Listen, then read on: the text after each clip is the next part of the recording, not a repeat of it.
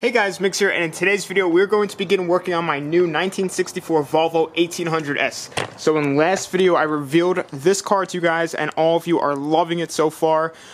This car, if you guys didn't see last video, definitely go check it out. I drove total of about 10 hours to get this car. It might look nice from out here, but in the last video you guys saw a bunch of the issues, and some of them we are going to be addressing today. So we're going to be wrenching on this thing for the very first time. As you can see, it is very, very rough. There are just so many things all around the car that just like need finishing. Nothing major, but like everything is super loose.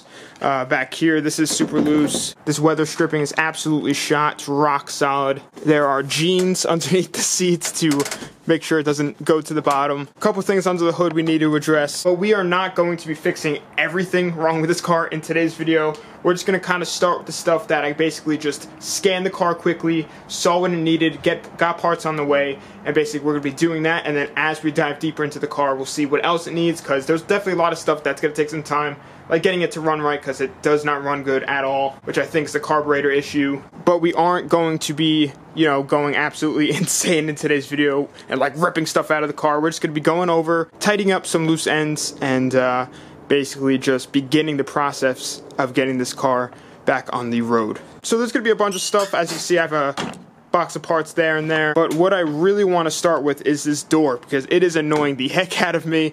Every time I shut the door it gets caught and then I have to catch it on the way out, and we need to remove all of this actually to take care of this weather stripping problem, because it's like a whole mechanism that we need to address. So we're just gonna go ahead and pull this all off. It's probably not gonna take much to get this off. The other door panel is in good shape, but we are gonna have to take it off again anyway to do this weather stripping. So I'm gonna go ahead and start with this first. I hear that this is a very tedious process. So we're just gonna kind of figure it out as we go. And then while I'm inside the door, I also want to like lubricate, you know, the crank up window gears and everything like that, because it is a pain in the neck to roll down these windows. Like, you got to use all the muscle you have. So let's go ahead and begin working on this thing for the very first time.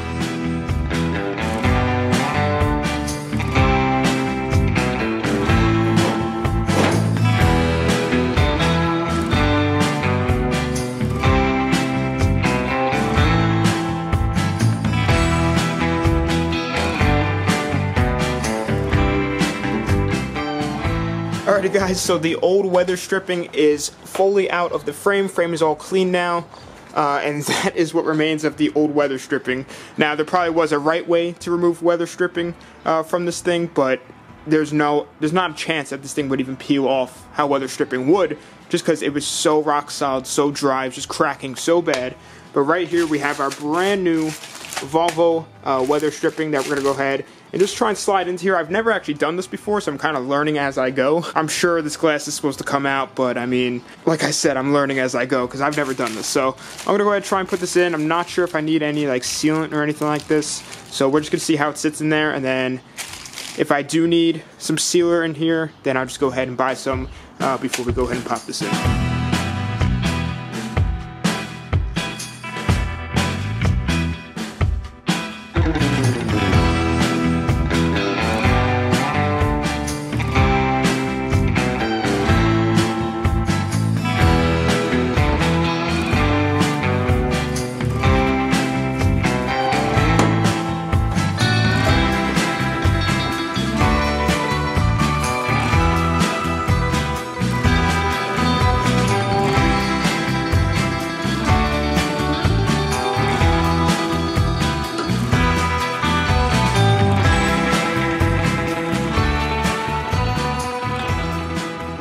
Alright guys, so I just finished doing this door, got the brand new weather stripping in, and the door panel is back on. This door panel isn't in the greatest shape anyway, but it is solid now. I can rest my arm in it, and I can shut the door and not have it get caught every single time, which is nice. Now I can finally sit down, actually use this to close the door. Roll up window still works nice, and we have a nice new seal all the way around here. So I am not looking forward to doing this side at all. I think this side's even worse. Doing the other side, chipping away at it, took forever. My hand started blistering from just chipping away at it because it was literally rock solid. coming off. So I don't think I'm going to even bother recording doing this side because you guys just saw me do the other side. It's a long, tedious process, but I need a break from doors for a sec, so we're going to go ahead and go around the car and do other miscellaneous things, and then I'll go back and rip into the passenger side door.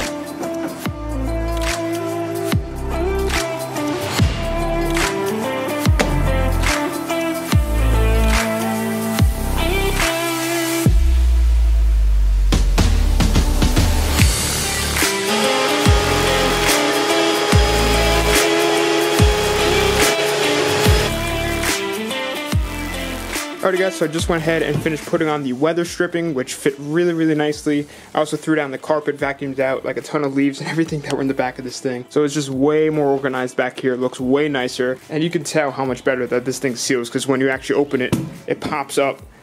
And before it was just very loose. It even had a little bit of play in it, so this is much better.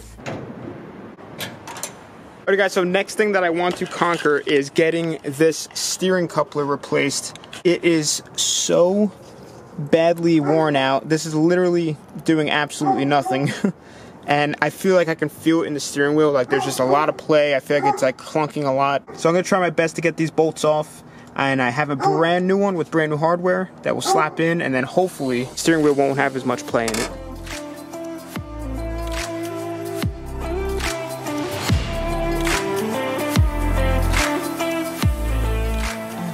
Finally.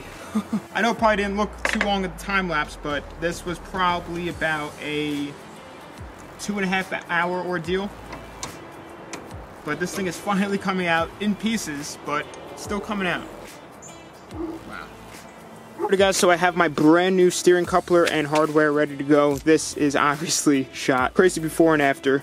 But one thing that we do need to be careful of right now is that is the wire for the horn. And the horn doesn't work, but I want to keep the wire so I can fix the horn. So I've gone ahead and removed just the horn from the steering wheel. And this is a part that a lot of people kind of get tricked up with, because you can't put the wire in anywhere because there's no slot for it to slide through, because it goes right through the middle there. So what I'm going to try and do is I routed it right to the back here, and I disconnected it from the connector it was in. And as you can see, I'm moving it, and I just kind of been moving it like this and spraying some oil down there just to kind of make sure I can move it really good. But what I'm going to do is pull it out until right about there, put it through the steering coupler, and then use this end to hopefully push it right back down the shaft and right out to the exit. So I'm going to give this a shot. Might not work, but I think it's better than just, you know, cutting it right down the middle, which is what most people do. I got it moving pretty nicely right now. I'm going to go ahead and just pull this until I see the end of it between the steering coupler, which is right there. Right? So as you can see, there's the end of the wire that we just cut. So now I'm going to slide the steering coupler in there and then hopefully feed this back out to the exit. Alright, the steering coupler is in place.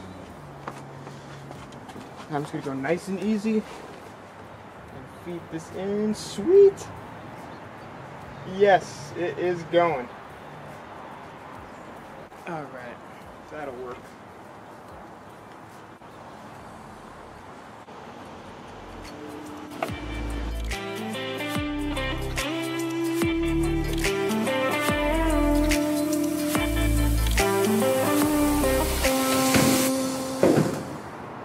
So guys, we were actually back here a few days later from the last clip, and that is because I had to end off the video where I left off, because I ended up giving myself a massive black eye while doing the steering coupler. But as you can see, it's perfectly good now. But I was going to be ending off the video there anyway, because I have more parts on the way that I'm still waiting to arrive to continue working on this thing. But we did knock out a bunch of really important stuff that I wanted to get done. But I'm currently in the process of trying to get this thing registered and on the road, so we can really, you know, shake down everything to see how it is driving and everything like that. But some of the stuff I'm waiting on, or trying to find actually, are some of these little straps, I guess, that hook on to the seat on both sides, and then also on the back seat.